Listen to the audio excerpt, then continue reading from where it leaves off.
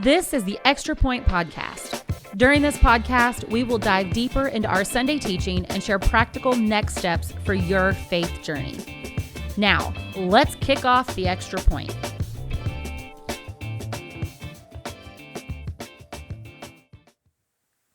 Hey, welcome to the Extra Point. I'm Cheryl Ross, the Next Steps in Discipleship pastor here at Southridge Church, and I'm with Scott Beha, our lead pastor.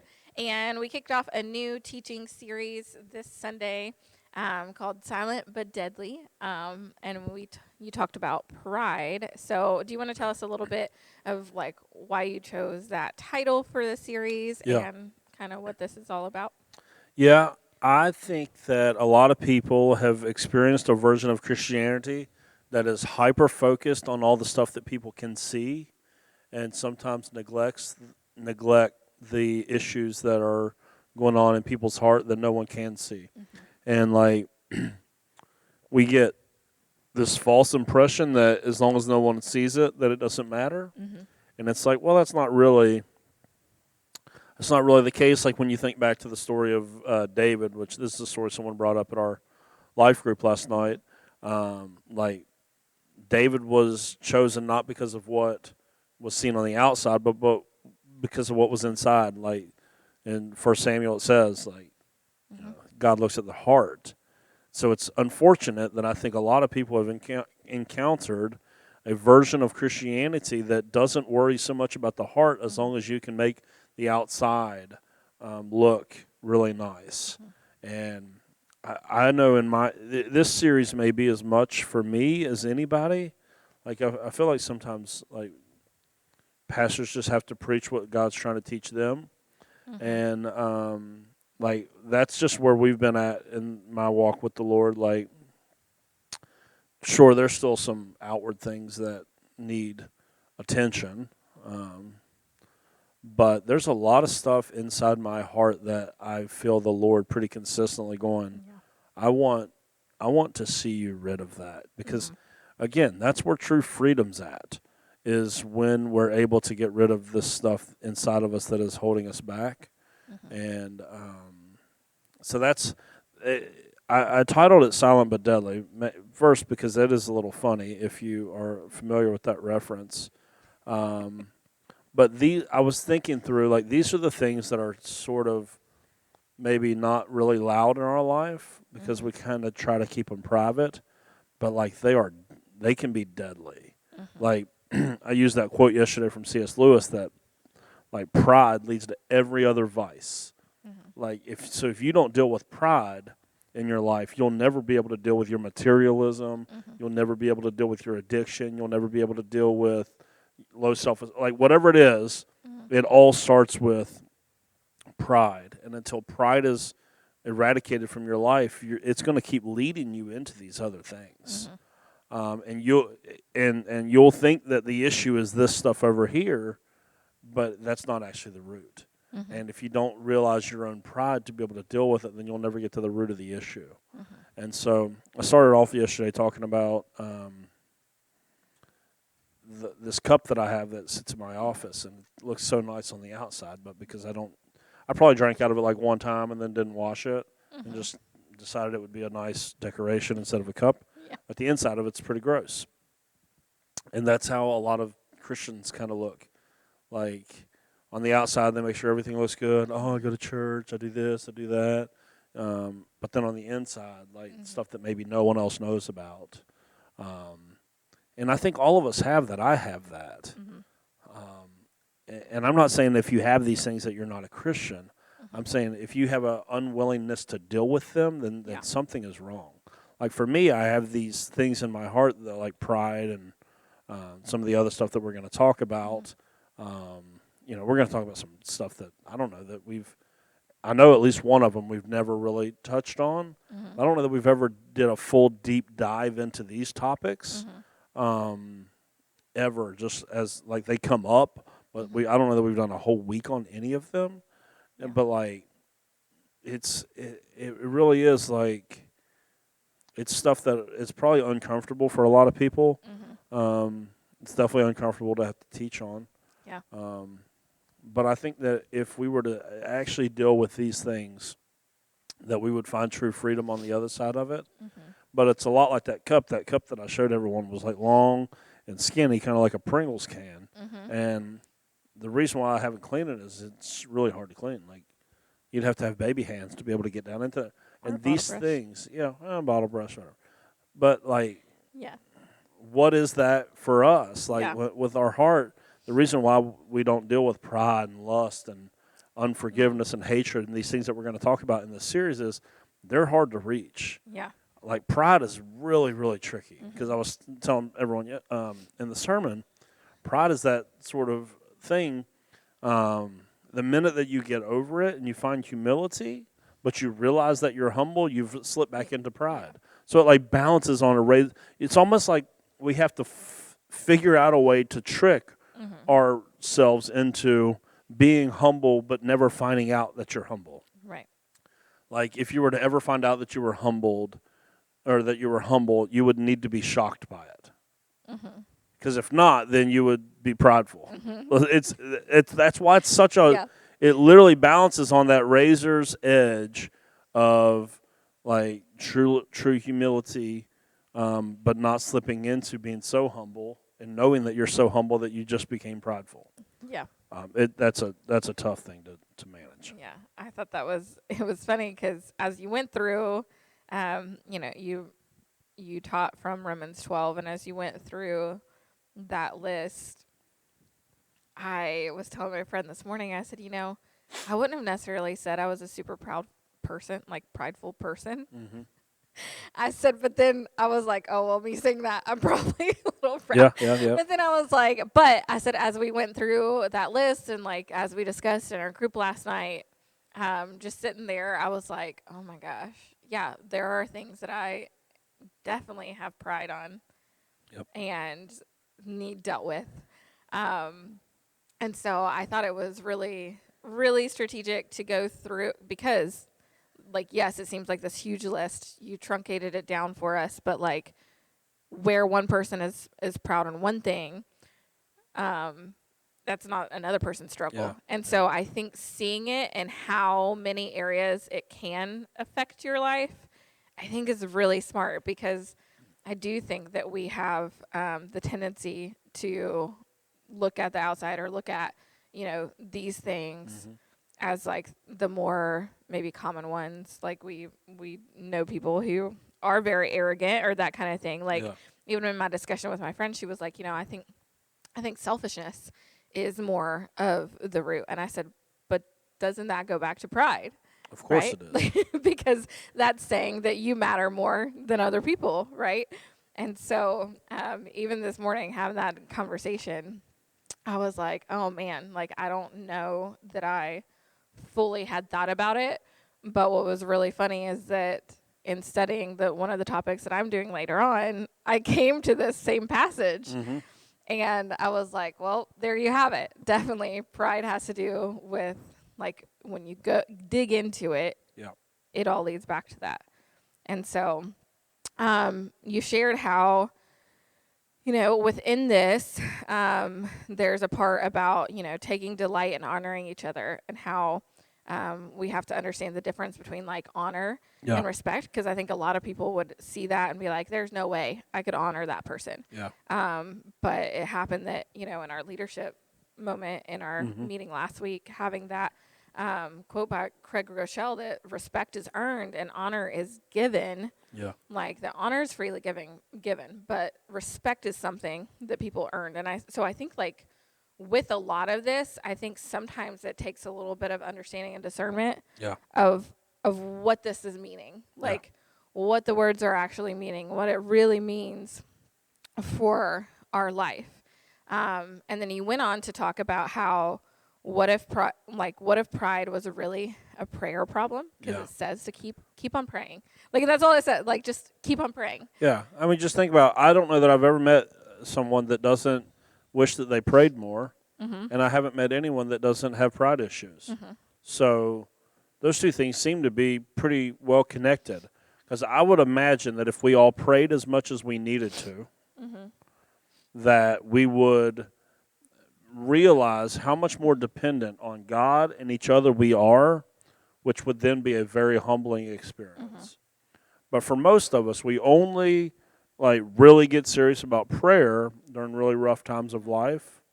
And so there we find ourselves being super humble in those moments because we're constantly leaning on prayer. But the minute things turn around for us, we go back to self-sufficiency and like, oh, it's okay, God, I'll take it from here. Next time there's a crisis, I've got your number. I'll give you a call.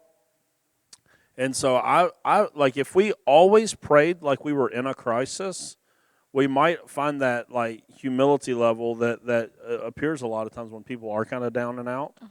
Like, you know, I've been there in my life where I needed the Lord to like knock me down a couple pegs through some difficult things that I've been through. And I remember in those moments, like, I don't remember a whole lot of pride.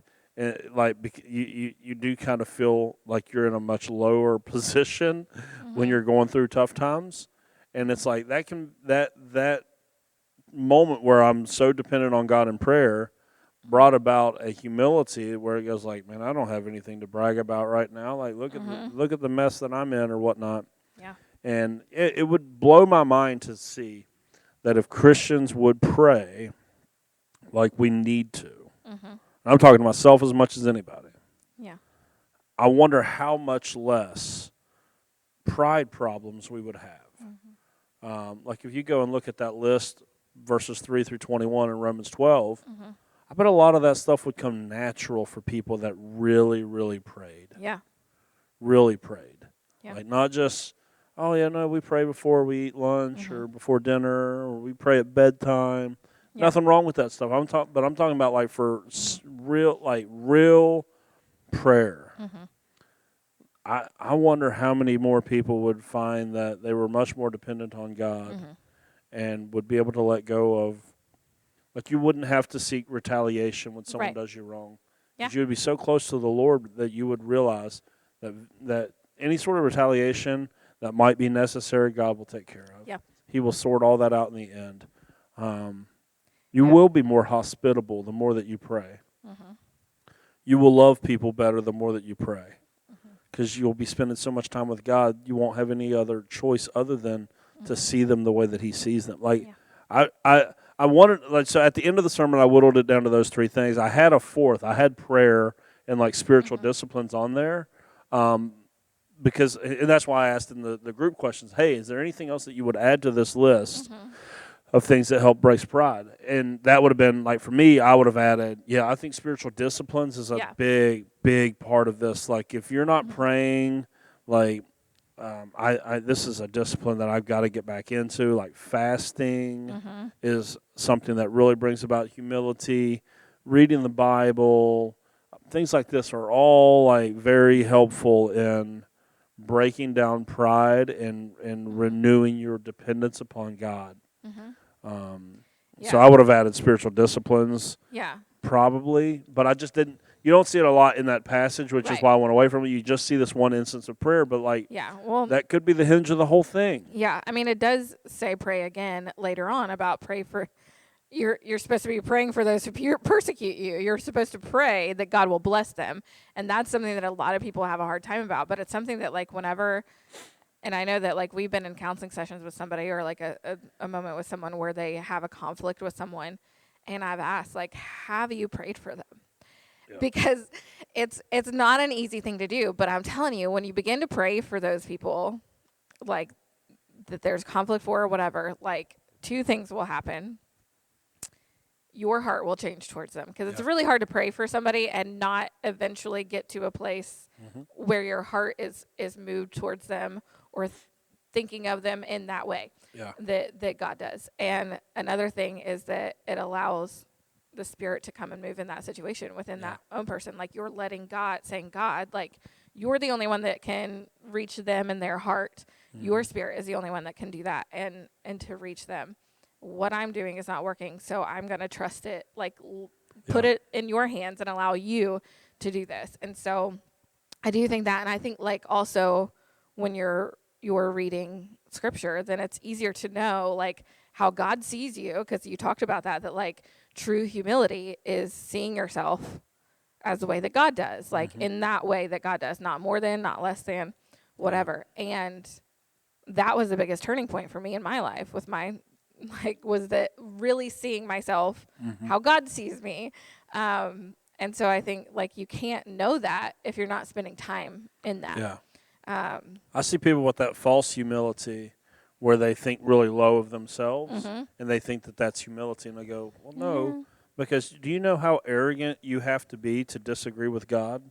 And if God says that you are a valuable, loved treasure, like, for you to think anything less than that is an arrogant position to take because you are disagreeing with the Creator in that moment.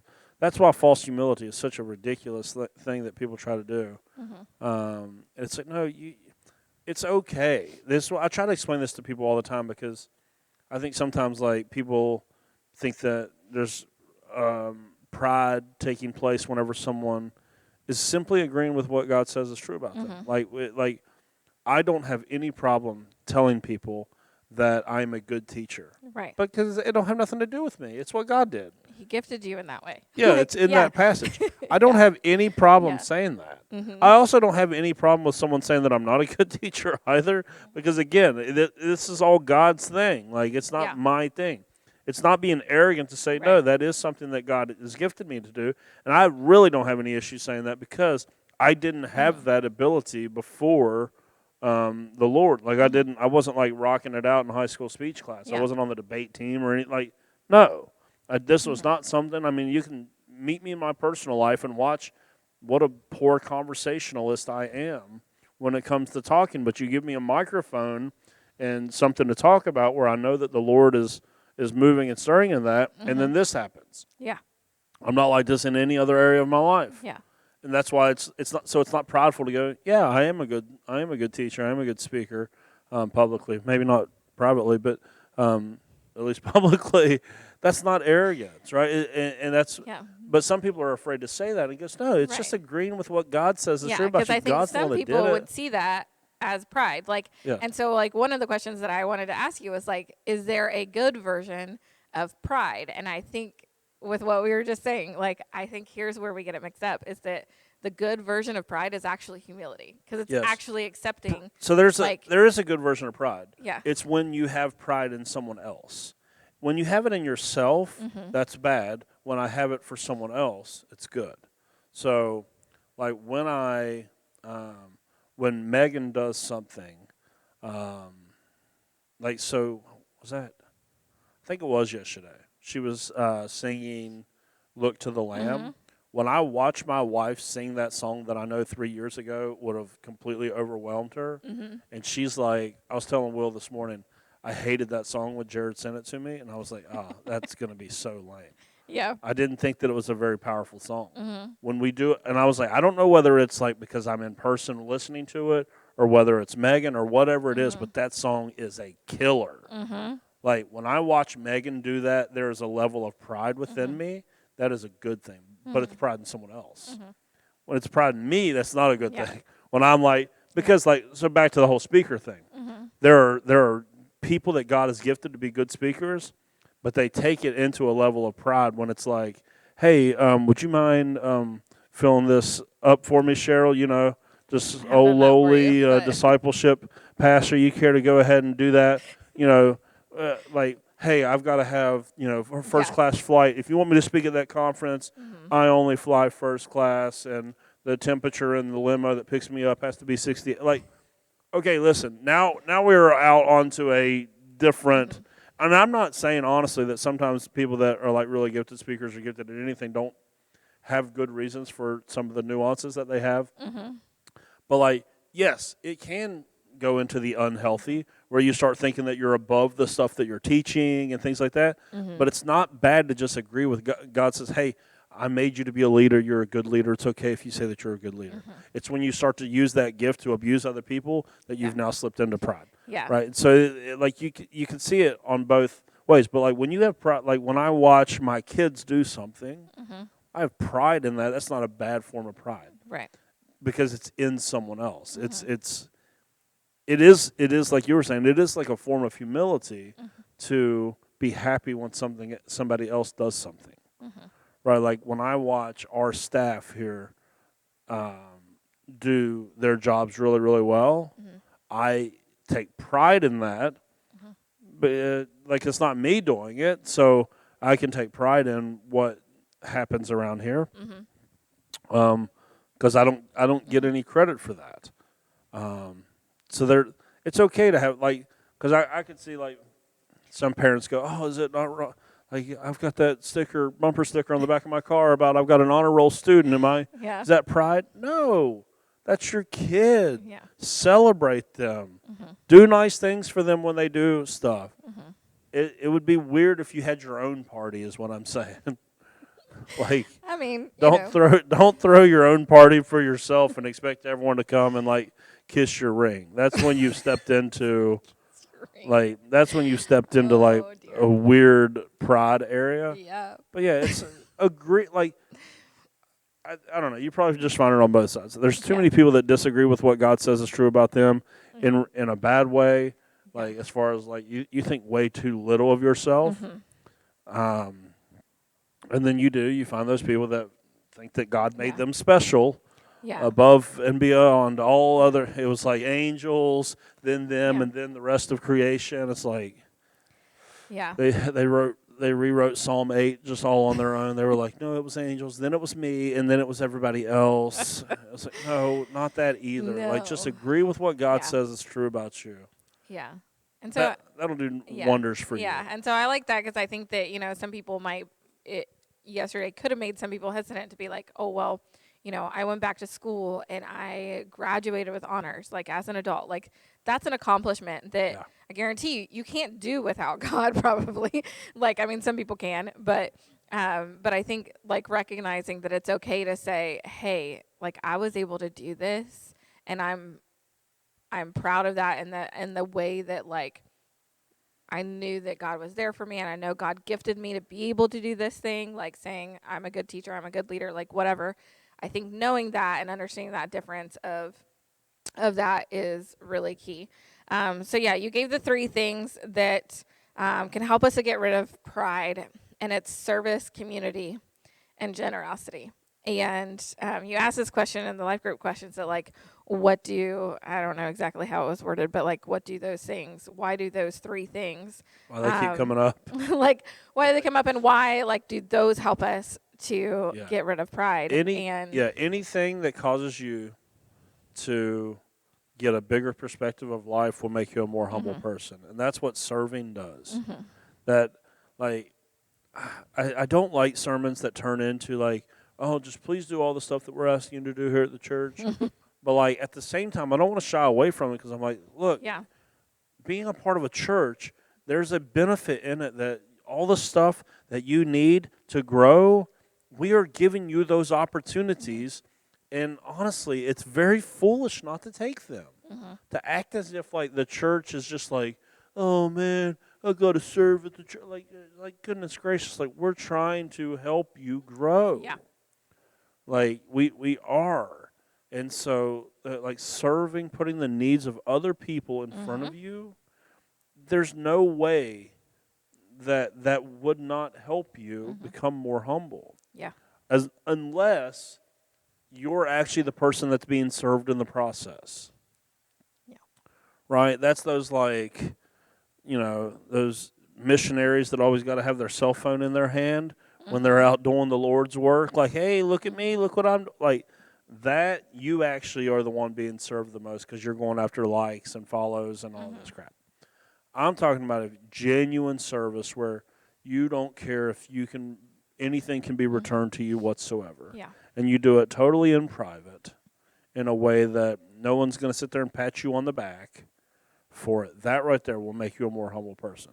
The reason why community will make you a more humble person is that you need people in your life that you realize that you are not the center of the universe. You have to have that. Yeah. You don't get that when you don't go through life with community. Yeah. You get convinced. Like, you need people in your life that can call you on your crap. Like, listen, this is unacceptable behavior. This is not the right view of this, whatever it is. That is a very humbling experience to do life with people.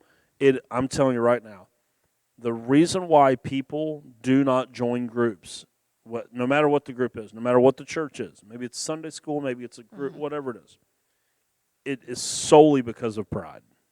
Solely. There's no other reason that they don't do it other than pride. I don't need that. I don't have time for that. All of that sounds very prideful when there are other people that are doing it. It's very, very prideful to try to do life alone. That to say that you are good all on your own is the most arrogant position that you could possibly take. So community it helps you to get a bigger perspective of the world. It helps you realize that you are not the only person in this world. And it gives you people that can sit around the table from you and go, really? Really, that's how you want to spend your time? That's how you want to spend your money? That's how you want to treat your wife? Like, you need those people around you. That will make you a more humble person.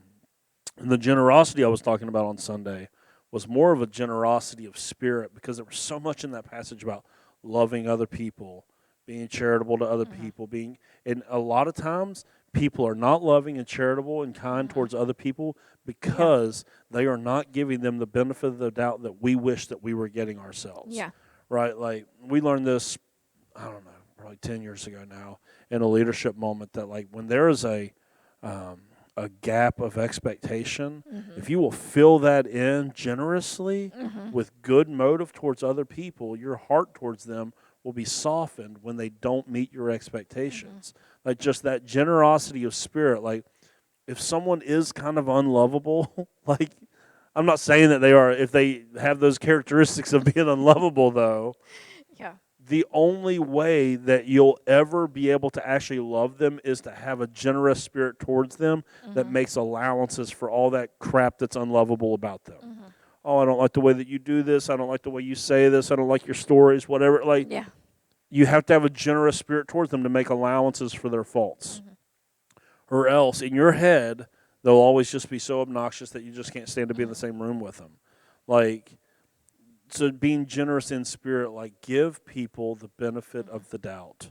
Yeah. Give people the same grace that you want them to give to you.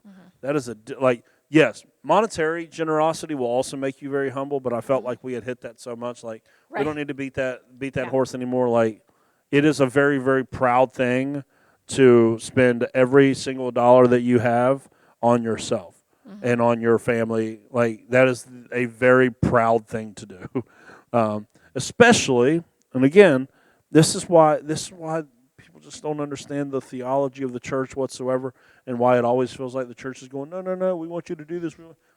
If you're part of a church and you don't contribute to it, I don't know that there's a more proud thing that you can do. And I get everyone's in different financial situations. Some people are in just rough shape or whatever. I'm not saying that if you're going through a rough patch or whatnot and you can't, I'm not saying that. But I'm saying if you are part of a church and you are in a position to give and you don't, while allowing everyone else to carry the burden for your church, that is a very proud thing to do. It's the same thing that I mentioned about serving yesterday. Yeah. Can you imagine if we had a Sunday where we did not have people to do all the stuff that everyone here is accustomed to do? Yeah. I mean, can you imagine the uproar? Yeah. And yet, the people that would be the most upset about it are not willing to fill those roles themselves. I'll never forget, we had our old pastor did this once. Oh, yeah. Were you here for that? Yeah, the no-show Sunday? Yeah, the no-show I would Sunday. never do this, by the way. So I'm not threatening that this is coming. I'm just saying, like, I've lived through one of these a no-show Sunday. Literally, weird. they just canceled all the volunteers. It was so weird. And I remember hearing stories of people that left the church over it. They were so upset about it. Man. Yeah. But yet they were not contributors to the church. Yeah. They were not, like, it was like, really? Yeah. You would leave a church because they did this to try to get your attention on the selfishness of not doing your part? Like, this is the stuff that I talk to my 10-year-old and 9-year-old about. Because they'll be like, because all their friends get allowances. Yeah. Like, no, bro, you don't get an allowance for doing stuff around the house because you're part of a family. You have responsibilities. That's what I want our church to understand. Like, Yeah. if you come here, you have responsibilities. You do. It's very arrogant to let everyone else pay the bills, let everyone else serve, let everyone else grow, and you just come and go as you. That's a very arrogant thing and to not do. to mention that, like, if you are a believer in Jesus Christ, you have spiritual gifts that you have been gifted Yeah. in order to serve the body, to Yes. build the kingdom. Like, Yeah, spiritual gifts and are first and foremost for the use of the body. and people don't realize that. No, Like, they don't even. I mean, it a lot of blows people my don't even mind. realize they have them at all. It blows my mind that anyone would be part of something and not find some way to contribute to it. Yeah. Well, it's one of those tensions because, like, I always went through this tension when I was a children's pastor before, like, of when you don't have volunteers, do you combine a class or do you close down a classroom and just they don't have class that day? And we never wanted to close down the classroom because we were like, people will leave, But then at the same time, you want the kids to be safe and have the best environment possible. And it's like, but it's one of those things too that it's like, if you close down the classroom, some people may leave, and that's okay because they weren't ever going to contribute anyway. Yeah. But then some people may say, "Oh, there's a need here. Yes. I can fill this." And so I think it's that like tension in that line of knowing like some things. I think for some people, they come in, they experience all the things, and they go because they don't even realize that they can contribute. Maybe like I went to a church at a point where when I wanted to contribute, I was told no. Like they had enough people, they didn't need any help, and it was like, okay, well, I don't think that you can go to this church and not know that. Yeah. But so, I mean, like, I think we do a good job of communicating it and sharing that. But, like, I think there are some churches that are like that. And so, like, sometimes it's almost like they're waiting for permission to know that they can get involved, that there is a place for them to serve. As far as I'm concerned, but most situations you have 3 to 6 months here that I will not bother you whatsoever. Once you 6 months of going to a church, you've decided that this is your family. Yeah. All right, it's time. I didn't bother my kids with stuff around the house until they reached a certain age, that they were, okay, now I have expectation of you. Yeah. So I'm not saying if you're happen to listen to this and you've only came here once, I'm not saying that I want you back in the nursery. I don't even know you. Right? But you've been here like 3 to 6, 12 months. Yeah. It's time to get going. Yes. It's time to get going. Yeah. Because, I mean, you just have to realize resources are limited. If you just got too many people taking the resources and not enough people giving the resources, and no matter what that is, I'm not even talking monetarily necessarily, but that fits as well.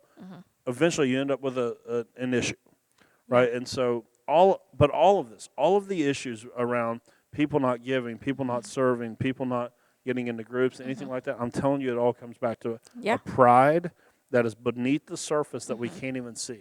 Yeah. Because, like, and sometimes we just need someone to get in our face a little bit and go, okay, listen, my kids have stuff too. And I'm in 3 groups a week. Not just because I get paid to do it, but because a lot of the 3 groups that I'm part of are not part of my job. Right. They are not part of my office hours. They are not part of my weekend responsibilities. I'm in 3 groups because I am committed to this body.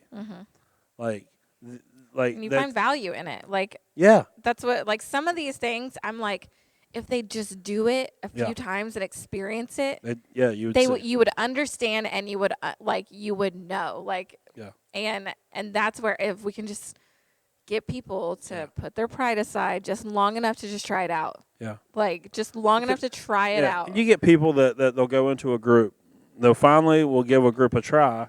And they leave, and there's something wrong with the group. That's pride. Yeah. That's pride. When you walk away going, well, they didn't welcome me into their group. You mean on the very first time that you met these people, they didn't make you feel 100% welcome? Guess what? That's called the freaking human experience, okay? That's what it is. That's just what it is. But what you're doing is you are looking for a way out. Oh, they didn't make me feel welcome. They didn't talk to me. Whatever. No, listen. Go 8 times. You go 8 times and they're still treating you like that, well, let us know. Yeah. We're going to go fix that issue. Yeah. But you're going to come and talk that nonsense after one time, I'm not listening to that. Yeah. I'm not listening to that And one bit. everybody has a bad and I've day heard that every now so and then. many times. Like, I used to get this little comment card from someone about how I can't believe the church does groups. It just creates little cliques. Oh my God. No, it doesn't. Because, and you wouldn't even be saying that. If you'd show up enough, you could become part of the clique. Yeah.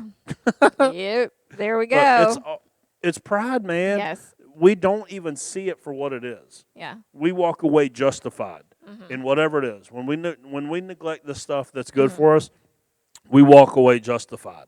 Well, they didn't want me here anyways. Like, come on. Yeah. Y'all going to get me fired up. All right. Well, I think that's probably a good place to stop. But we're going to cover. Shaking their head at me. We're going to cover the other topics we're going to be covering during the series are super fun. Hate. Yeah. Right. Hate. Envy, lust, laziness, and unforgiveness. Which one are you doing? Unforgiveness. I know. That's the easiest one. I don't know about that. To preach on. I don't know about that. I want that one. I don't know about that because I've already been praying and studying, and I'm like, oh gosh, I'm gonna take all the good I know scriptures. God's gonna make me share a lot of things that I don't like. But what? Here's the deal. Within that list and within all that stuff, this came to me earlier, and this is something that I thought of last night that kind of came up in our group conversation. Is that none of these things are out of your reach. Like, nope. I find it somewhat easy to pray for people who are difficult and that kind of thing and like whatever. But I didn't always. It used to be difficult for me. But what I've had to go through in my life, what I have had to forgive, what I have had to like heal from and go through, I've developed that within me. So now it comes easier.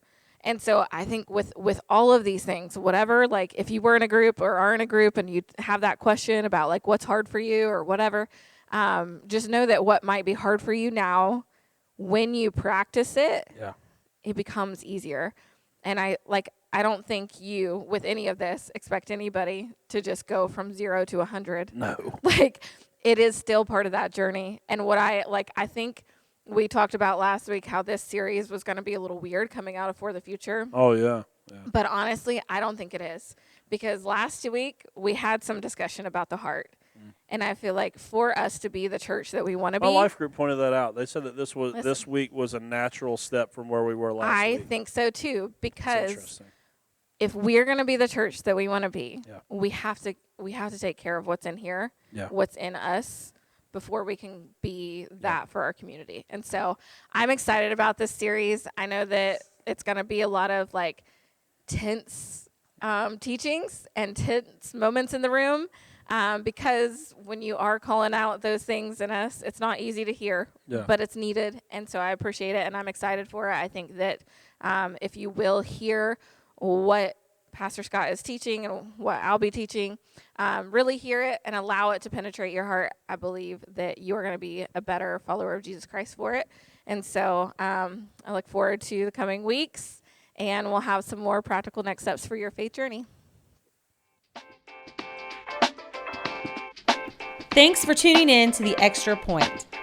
Be sure to subscribe to the Southridge Church podcast and tune in every Wednesday for another episode of The Extra Point.